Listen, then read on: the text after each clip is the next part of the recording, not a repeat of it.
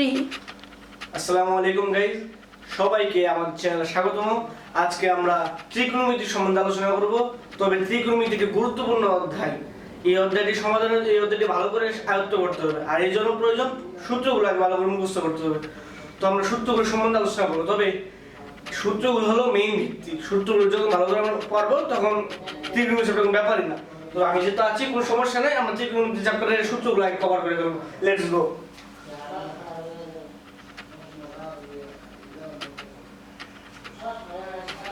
sin theta equal 1 by cosec theta. Then এটা একটা গুরুত্বপূর্ণ।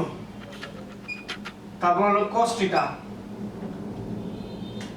ভালো করে দেখো, cos theta equal 1 by sec theta।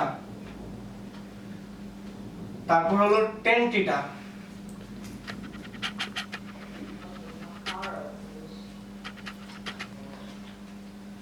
One by cot theta। তবে tan theta আমরা জানি sin theta equal 1 by cosec theta। তাহলে sin theta equal 1 by cosec theta, এই জন্য আমরা এইদিকে আবার লিখতে পারবো, কারণ এই জায়গায় cosec আর sin দুইটা উল্টা সম্পর্ক, তাই লিখতে পারবো cosec theta। আমরা এখন cosec theta লিখবো, এটা লিখতে পারবো 1 by sin theta। তারপরে ঠিক sin theta আমরা যখন cosec theta বসাবো তখন sin theta উল্টে যাবে, 1 by sin theta হবে, কারণ একটা বিপরীত হিসেবে ভেবে নেব, এটা মনে রাখবো আমরা ওটাই। তারপর cos theta, এখন নিচে আছে sec theta যদি এখানে বসাই তাহলে cos theta উল্টো হয়ে যাবে, sec theta equal 1 by cos theta। তারপর tan theta, এখানে আমরা cot theta লিখব, cot theta equal 1 by tan theta। Easy. sin theta equal 1 by cosec theta। তো যখন আমরা cosec theta বসাবো তখন sin টা উল্টে যাবে, cosec theta equal 1 by sin theta। তারপরে cos theta equal 1 by sec theta, sec theta equal 1 by cos theta। তারপর tan theta equal 1 by cot theta equal 1 by tan theta। এই একটা উল্টা, এটা একটা ফর্মুলা।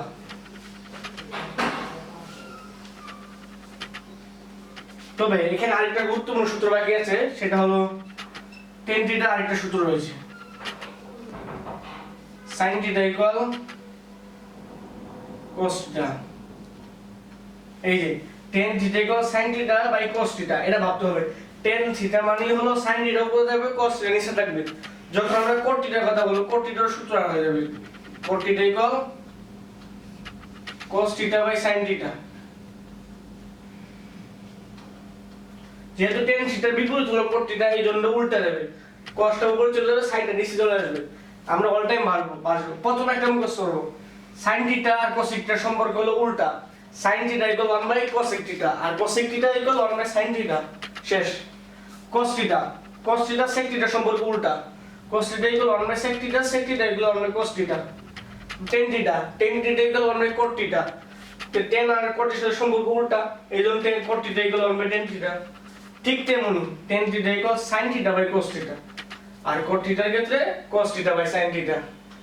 এই যে এখানে 8টি সূত্র রয়েছে, এই 8টি সূত্র খুবই গুরুত্বপূর্ণ। এইগুলো দিয়েই 9.1 অনেক অঙ্ক করা সম্ভব। তো আমরা পরে গুরুত্বপূর্ণ সূত্রগুলো দেখব।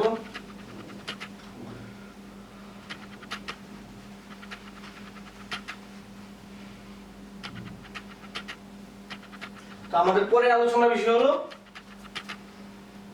এটা খুবই গুরুত্বপূর্ণ, এই 3টা সূত্র খুবই গুরুত্বপূর্ণ। এই সূত্রগুলো ব্যতীত ত্রিকোণমিতির চ্যাপ্টার সমাধান করা অসম্ভব। এগুলো ইন্টারে রয়েছে, এইচএসসি তে এই সূত্রগুলো খুবই কাজে লাগবে। প্রথম সূত্র হলো sin square theta plus cos square theta equal 1। তারপর হলো sec square theta minus tan square theta equal 1।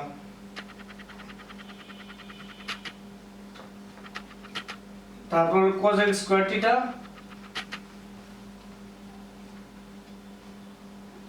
minus cot square theta equal 1। তো আমরা জানি sin আর cos এর সম্পর্ক উল্টা, এজন্য sin square theta plus cos square theta equal 1 সহজে শেষ। তারপর sec square theta minus tan square theta equal 1। এটা মনে রাখা স্বাভাবিক বিষয় হলো, আমরা ভাববো sec আর tan এর বন্ধু, এইজন্য sec square minus tan square theta equal 1। আবার এই cosec আর cot এরা বন্ধু, কারণ এই যে প্রথমে cosec এর প্রথমে আছে c, আবার এই জায়গায় cot এর প্রথমে আছে c, তাই cosec square theta minus cot square theta equal 1। আর sin আর cos এটা ঠাডা মুখস্থ, এই তিনটা সূত্র ঠাডা মুখস্থ করতে হবে। এটা ফর্মুলা, এটা কোন টেকনিক না, ঠাডা মুখস্থ করতে হবে তিনটা সূত্র। এই তিনটা সূত্র বললে চলবেই না। এই তিনটা সূত্রকে বিভিন্ন ভাবে বানানো যায়, যেমন এখানে sec স্কয়ার মানে sec স্কয়ার থিটা ইকুয়াল, এখানে লেখা যায় sec square theta 1 plus tan square theta. আবার এই যে cos স্কয়ার মানে cot স্কয়ার থিটা, এটাকে লেখা যায় cos square theta 1 plus cot square theta. এই সূত্রগুলো, এই প্রথম তিনটা এই ঠাডা মুখস্থ করতে হবে, এগুলা একবারে ভালো করে মুখস্থ করতে হবে, এগুলা ছাড়া ত্রিকোণমিতি অসম্ভব। ত্রিকোণমিতির মেইন ভিত্তি হলো এগুলা।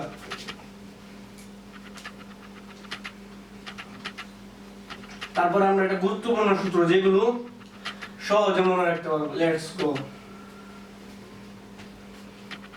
আমরা একটা সমকোণী ত্রিভুজ আঁকবো।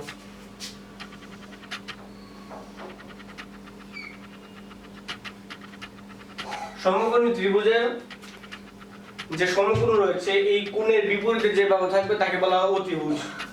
আমরা প্রথমে লিখব এ বি সি। সমকোণ মানে একটা কোণ 90 ডিগ্রি, আর এটার যে বিপরীত কোণ রয়েছে সেটা কি অতিভুজ, মানে এটাকে অতিভুজ বলবে, এটা হলো অতিভুজ। আর ভূমি, ভূমি আমি এটাকে ধরবো, কারণ কোণ সংলগ্ন যে বাহুটা আছে এটাকে ভূমি ধরা যায়। যেমন এটাকে আমি ভূমি ধরবো, কারণ কোণ সংলগ্ন এই যে কোণ। আবার যদি আমি সি কোণ ধরছি, এই জন্য সি কোণ হলো কি, সি কোণ বরাবর যে রেখাটা আছে এটা বাহু, বাহু। আর এই সি কোণ অর্থাৎ যে কোণটি রয়েছে, যে কোণটি সমকোণ না, সেই কোণটির যে বিপরীত বাহু আছে সেটা হলো লম্ব। এই যে এই কোণ, এটা থিটা, এই থিটা কোণের বিপরীত হলো লম্ব, মানে এই যে বি এ বাহু, লম্ব। তাহলে লম্ব এটা হলো ভূমি, এই বাহুটা হলো ভূমি।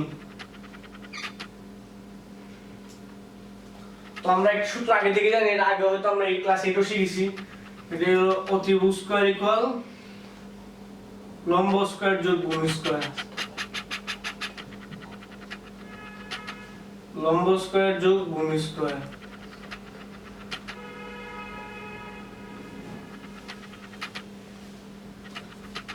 এই সূত্রটা আমরা ক্লাস 8 এ পড়েছি। তারপর এটা একবার রিভিশন দিয়ে দেব, কারণ এখান থেকে এই সূত্রটা দিয়ে অনেক অঙ্ক আছে, এগুলো বেসিক সূত্র, এগুলো ছাড়া অঙ্কগুলো সম্ভব না। তারপরে এই তিনটা, এইখানে আমি তিনটা সূত্র লিখব। প্রথমটা হলো sin থিটা, এটা হলো লম্ববাহু অতিভুজ।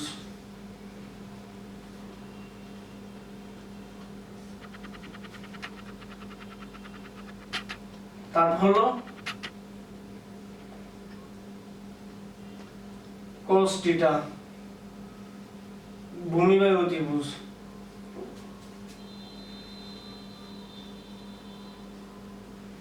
তারপর tan থিটা,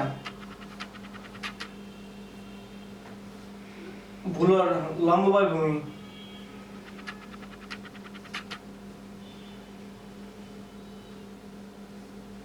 এখন কথা হলো এই তিনটি সূত্র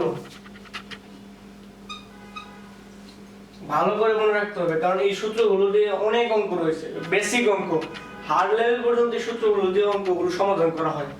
এই সূত্রগুলো অনেক গুরুত্বপূর্ণ, তো এই সূত্রগুলো একবার ভালো করে আয়ত্ত করতে হবে। তো যারা ব্রেন মাশাআল্লাহ ভালো, তারা স্বাভাবিক মুখস্থ করতে পারে, আর যারা ভুলে যায় তাদের জন্য কয়েকটা ব্যবস্থা রয়েছে। যেমন এখানে আমরা সহজে মনে রাখতে পারবো, এটা কোড নিয়ম ধরা যাক অলস,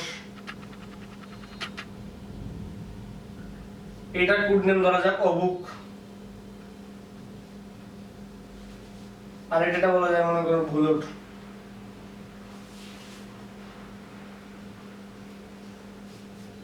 এই তিনটা ওয়ার্ড তুমি মনে রাখবে, তিনটা ওয়ার্ড, এই তিনটা ওয়ার্ড মনে রেখে তোমরা এই তিনটা সূত্র খুব সুন্দরভাবে আর তুমি মুখস্থ করতে পারবে।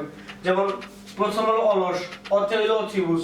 আমরা প্রথমে এইরকম সিস্টেম কাউন্ট করব, নিচ থেকে উপরে যাব, তারপর সাইডে যাব। এই যে এই জায়গায় প্রথম যে শব্দটা আছে এটা সরল, অর্থাৎ অলসের প্রথম। তারপর লতে হলো লম্ব, আর যে দন্ত স এটা হলো sin থিটা। এই যে অলস অলস the sin θ equal লম্ব বাই অতিভুজ অলস। তারপর এই যে অবুক সরতে এই যে অতিভুজ, তারপর এই যে ভূতে ভূমি, আর এই যে কতে cos অবুক, অবুকতে cos θ equal ভূমি বাই অতিভুজ। তারপর tan θ এই যে ভূ লট tan θ equal লম্ব বাই ভূমি। শেষ। এই তিনটা সূত্র সবচেয়ে ভালো আয়ত্ত করতে হবে, কারণ এই তিনটা আয়ত্ত করতে পারলেই বাকিগুলো আর সহজ হয়ে যাবে। কারণ sin θ cos θ cosec θ সম্পর্ক উল্টা। sin θ যদি লম্ব বাই অতিভুজ হয় তাহলে cosec θ কি হবে? অতিভুজ বাই লম্ব। cos θ equal ভূমি বাই অতিভুজ, তাহলে কি হবে? sec θ equal অতিভুজ বাই ভূমি। tan θ কি? লম্ব বাই ভূমি। cot θ হবে ভূমি বাই লম্ব। শেষ। এখানে 6টা সূত্র আছে, 6টা সূত্র খুবই গুরুত্বপূর্ণ। আমি তিনটা লিখে দিয়েছি, আর বাকিগুলো উল্টা হয়ে যাবে, কারণ sin θ উল্টা cosec θ, tan θ উল্টা cot θ, cos θ উল্টা sec θ। এই জায়গায় আমরা গুরুত্বপূর্ণ সূত্রগুলো একবারে পুরোপুরি শেষ করে দিলাম।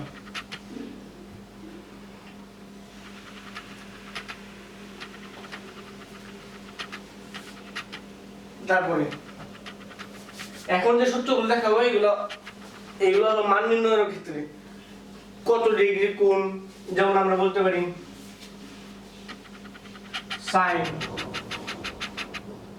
সাইন বলা যায়, সাইন উপরে লিখতে পারি 0 ডিগ্রি, লিখতে পারি 30 ডিগ্রি, 60 ডিগ্রি, 45 ডিগ্রি লিখবো, তারপর লিখবো 60 ডিগ্রি, তারপর লিখবো 90 ডিগ্রি। তো sin θ, আর নিচে লিখবো আমরা cos θ, তারপর লিখবো tan θ।